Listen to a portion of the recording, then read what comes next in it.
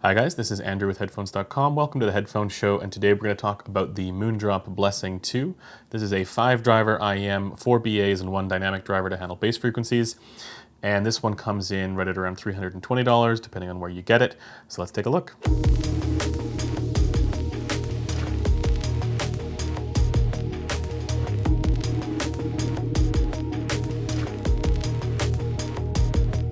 This unit was sent to me on loan for review by Android. I'll leave a link in the description below where you can see his review as well as some measurements of this IEM. Unfortunately, my rig is not good for measuring IEMs, but I will talk about the frequency response as well, just based on how I hear it. But just like with my other reviews, we're going to talk about build quality, design and comfort, detail retrieval, speed and dynamics, soundstage and imaging and timbre. We're going to talk about frequency response and tonality, give a couple comparisons, and then ultimately decide whether or not it's worth it. Remember that my scores here are weighted and they also do take price into consideration, so you may have a different conclusion from the one that I end up with. This is just how I hear it and how I've experienced the Moondrop Blessing 2. Since hearing this IEM at CanJam, I've been super excited to get a chance to listen to it in my home environment and spend a little bit more time with it. And needless to say, I have not been disappointed. This definitely lives up to much of the hype that even when I first heard it, I was really excited for. Anyways, for build quality, design, and comfort, these are slightly on the large side. But you can actually see through it completely. These are completely transparent for the shell, apart from the faceplate here. But I gotta say, I really like the way that this looks. Apart from the transparent sides and back, the part that actually, when you're wearing them, the part that is actually visible, it is this sort of sleek silver looking material here. And it, again, nails the design aesthetic that I always look for, which is understated but sleek at the same time. And yeah, so I got no complaints about how it looks. It feels fairly solid. There's nothing, weird. There's no jagged edges or anything like that. But I do got to say that it is a little bit on the large side. So if you're looking for a smaller IEM that is going to, maximize comfort, this may not be it. But I actually find that this is reasonably comfortable for me. In fact, I have absolutely no issues wearing this. While not as comfortable as the Starfield that I reviewed recently, I don't find this to be all that bad at all. What's cool about it being transparent though as well is that you can actually see the drivers in here. For the cable, this is also excellent. It's, again, not the most premium. Yes, I've used cables that are more premium feeling than this, but for $320, I have no complaints about the cable here, and I've certainly used cables that are a lot more stiff. And then, it does use the little 2-pin style here. So it's not the MMCX connectors. They do give you a number of tips in the box. One of the interesting things about the tips though, the IEM actually uses a slightly larger size for the nozzle, meaning that if you have the standard tips that are on like most IEMs, they won't fit. You'll need something that's a little bit bigger like this. Let's see if I can get that on. But they just pop on very easily like that. It's not a challenge to get them on. Okay, so let's talk about how this sounds. For detail retrieval, we're not talking the crazy high-end stuff like some of those tubeless BAs like from 64 Audio, like the U12T or the Legend X or anything like that. But for $320, I'm impressed with the detail retrieval here. Again, because this is using balanced armature drivers for most of the frequency response, you get similar detail retrieval to other multi-balanced armature IEMs for the rest of that frequency response, leaving aside the bass. I do find that the best detail that I hear out of this comes from the mid-range. And it may just have to do with the style of, the type of balanced armature drivers that they're using in the mid-range. Now for the bass, that's where you lose a little bit of tonal definition, but what you gain is an extra sense of fun quality, and not because of the tonality necessarily, but it's a little bit more dynamic and engaging. It has a bit more impact there, and I really like that. And I don't think that's a trade-off that anybody's going to mind. So in my mind, the way that the bass is handled here, in spite of the fact that maybe it loses a little bit of tonal clarity there, it makes up for it in fun character, and there's a decent amount of texture there as well. So it has that kind of grunt that you want when you hear a bass drum or something like that, or an upright double bass. It comes across wonderfully. For anything that tokens those lower frequencies below 150 hertz. And speaking of which, let's talk about speed and dynamics. Yeah, I love the way that it handles the bass frequencies, again, because of that extra dynamic punch and slam that it has from the dynamic driver. So if you think about most balanced armature driver IEMs, even something like the Campfire Andromeda, which has a little bit of a bass emphasis there, I find that the Blessing 2 is actually more punchy and dynamic and interesting in the bass, even though it might not be quite as, again, tight and controlled controlled as like, planar magnetic headphones, for example. And of course, for the rest of the frequency response there, yeah, it's a fairly quick and immediate response. Not the fastest that I've ever heard, and certainly not on the level of planar magnetic IEMs as well, but it makes up for it, I think, again, with that sort of sense of dynamic impact and punch for the bass with the dynamic driver, and I really like that. For soundstage and imaging, this is what I was most impressed by when I was at CanJam hearing this, and I'm, again, not disappointed. There's a really good sense of layering and depth and separation and being able to isolate individual instrument lines. I've talked about this in the past. It's not the widest or largest or most open sounding stage and presentation, but the separation qualities and the placement is all fantastic on this IEM. IEMs don't really have that much for soundstage anyways, because there's really only so much you can do with something this size. But with that said, amongst the competition for soundstage, when you look at all the other IEMs that are out there, this does really well. I've heard other IEMs at around this price that's like, it sounds like it's in your head. For timbre, the upper mid-range and treble timbre, I do start to hear some of the dreaded BA kind of artificial smearing going on. I think it may actually be for the Knowles BA drivers that are in here specifically. This isn't all Knowles BAs, but for the ones that are there, I think that's possibly where some of the timbre issues come from. But it's not super annoying like it is on other, exclusive multi-BA IEMs. And again, with the dynamic driver handling bass frequencies, that has no problems with timbre. It's only in that sort of upper mid-range and treble where I start to hear it. So if anybody's really sensitive to balanced armature timbre, keep in mind that this is still a multi-balanced armature IEM for the rest of the frequency range. And it definitely does still have it. A little bit. All right, let's talk about frequency response and tonality. The Blessing 2's frequency response is not perfect, but it is damn near perfect. Now with the rest of the Moondrop stuff, I've been expecting it to be similar to a Harman over-ear target, which does add a bass shelf. And I find that with the Blessing 2, there is a little bit of extra bass emphasis, but it's not as strong as what I would imagine from the Harman bass shelf there. And if this isn't making any sense to you, if you want to learn more about frequency response, check out some of the links in the description where I go over some of that stuff as well. Basically, there's a little bit of bass emphasis for the Blessing 2, but not too much. In fact, it's right where I like it. I think it's right on the edge there. It's a tasteful bass shelf, and it comes down at the right spot as well. I think there's a perception that it has a little bit more bass there, but that's partially, again, because of the way that the dynamic driver handles the bass.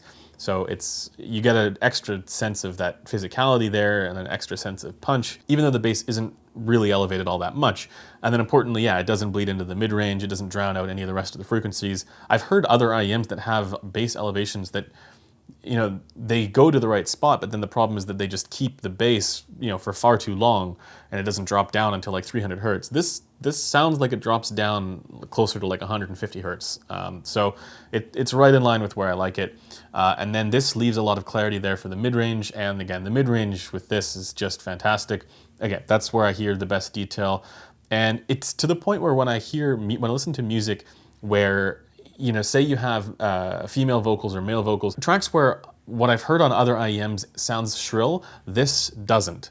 This has enough body there in the mid-range to allow those vocals to come through in a lot more of an engaging way. It sounds very full as a result. It's kind of hard to describe because you get this sense of, this is like, there's a lot of presence there in the upper mid-range, and then you notice that, and then you think maybe it's too much, but then because of the lack of a recession there in the mid-range proper, you still get all the rest of the fundamental tone there, and I really like that quality. It makes it so that it's always interesting and engaging to listen to music with vocals as a result. And it's not overdone in the mid-range either. It's not like one of those West Tone IEMs that has a ton of mid-range. So if it wasn't clear, I'd love the way that the mid-range is handled here. And it's interesting because I actually think that that's one of the most challenging areas to get right, especially in the upper mid-range. Because even though there are fewer gain factors for the ear, you're not dealing with the outer part of the ear, the pinna or even the concha. It's actually literally in your ear. You're only really dealing with one or two gain factors, the ear canal and the drum resonances. So there's fewer things that are potentially amplifying the signal, but at the same time, those things matter more. And so the shape of the ear canal and the amount of gain that you get is often the thing that will make or break an IEM for different people. Some people will really like it because they have a certain shape to their ear canal, and other people will hate it because their ear canal shape is different. And all it takes is for that one gain factor to be, variant, and then you end up with a completely different preference as a result. With that long caveat out of the way, for the way that my ear works, this mid-range and upper mid-range is basically perfect on the Blessing 2. But I did say earlier on that it wasn't perfect, and to me, to my ear, that is right at around like 5.7 to 6K hertz-ish. And I know that's very specific, but the reason why I say that is occasionally on some recordings, I hear the sh sounds a little bit too strongly or a little bit too emphasized. And then occasionally I can hear certain snare drum hits in certain recordings sound a little bit compressed as a result. You know, I've often talked about imbalances in the treble or lower treble leading to what I call percussion compression. And while it's not there on this, I mean, this is very, very good for percussion as well. Occasionally on some recordings, there's just a tiny little hint of it. It's not that it's on the wrong side of this, it's just right on the edge of it. And so I would have liked that to be a little bit more relaxed.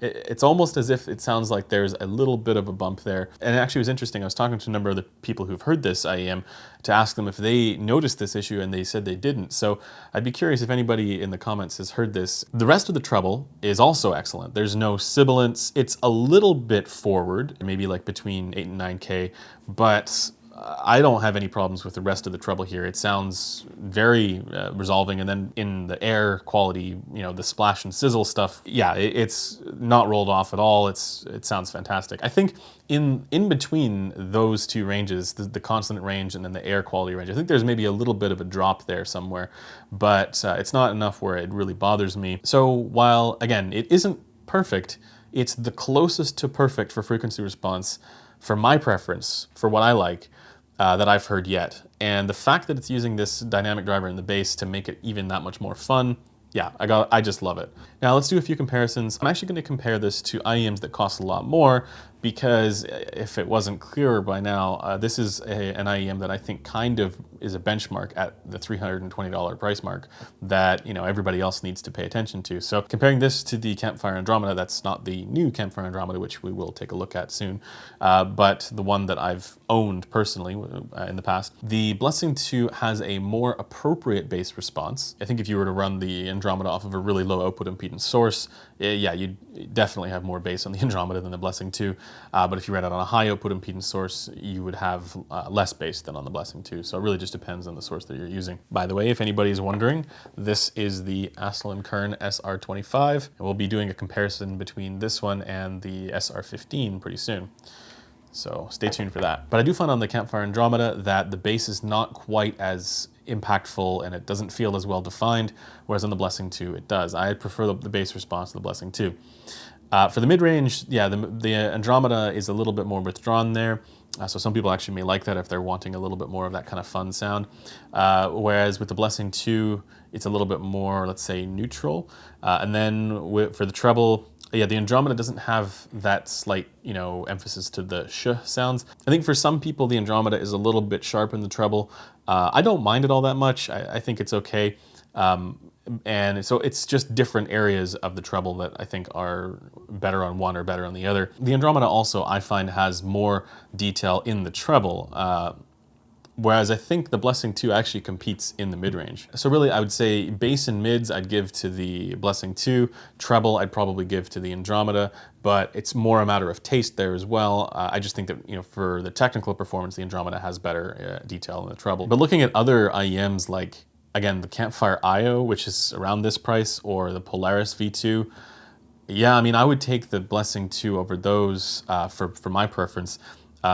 Those two, in my mind, they each have strengths and weaknesses. The Campfire IO has a really weird cut there in the mid-range, but the treble response on the IO is good. And then the Polaris V2 is this crazy V-shaped sounding thing, which is not to my preference at all. It's very bass and very treble focused, where it just doesn't have the right tonal balance for my preferences. Again, I can see if somebody's into that kind of more fun sounding stuff, or maybe the, you know, guilty pleasure kind of thing. But for me, the Blessing 2 is clearly better. I think it's tougher to choose between the Blessing 2 and the Andromeda, because I can certainly see people, you know, gravitating more to the Andromeda's treble response. And it's just an overall pleasant sound signature, whereas the Blessing 2 is almost a little bit more neutral sounding throughout the mid-range. So I think it really just depends on what you're looking for. Remember that the Blessing 2 is $320. So it's not even half the price of the Andromeda. And the fact that I'm comparing those two should tell you something. Then if I compare it to the Drop X Zeus 14, which is actually, it's Empire Ears collaboration with Drop. Yeah, the Blessing 2 I think is a much better IEM. It doesn't have the crazy artificial sounding timbre that the Zeus 14 does. Remember the Zeus 14, yeah, it's got lots of detail there, but it's using the, 14 balanced armatures, like 14, I think they're using Knowles BAs for that as well. And so, I find that the timbre for the Zeus 14 throws it off enough where it actually starts to obscure some of the detail retrieval that it does have. And then the balance overall for the treble is far better on the Blessing 2, to the point where, again, unless you're messing with different tips and changing the sound, the Blessing 2 is way easier to listen to for longer periods of time, whereas the Zeus 14 starts to get quite fatiguing there. And of course, the Blessing 2 also has better bass response. It's more impactful. It's got more thump there. So in my mind, I would take the Blessing 2 over the Zeus 14. So in conclusion, do I recommend the Blessing 2? Is this worth it? Yeah, without a doubt. At $320, this is a no-brainer, I think. This is probably the best value IEM that I've ever heard. Not specifically for its technical ability or its detail retrieval or anything like that, but for its tonality, for the overall balance that it has. At $320, in my mind, they've kind of figured it out. And everybody else who's making IEMs that cost more, again, need to listen to this and say, okay, what are they doing right here? Let's see how we can, iterate on this and try and get something that sounds kind of like this, maybe improve it even more. But at $320, yes, I have zero reservations about recommending this. For somebody like me who's evaluating IEMs that cost thousands of dollars, and then something like this comes along, it's really easy for me to recommend this to somebody who, $320 is actually a lot of money to spend on a pair of, in-ear monitors, because I actually think that it is a lot of money to spend. And the nice thing about the Blessing 2 is that when you do spend that kind of money, you're getting something that competes at far higher price tags. Anyways, that does it for this video. If you guys like what I'm doing here, consider subscribing, and I'll see you guys in the next video. Bye for now.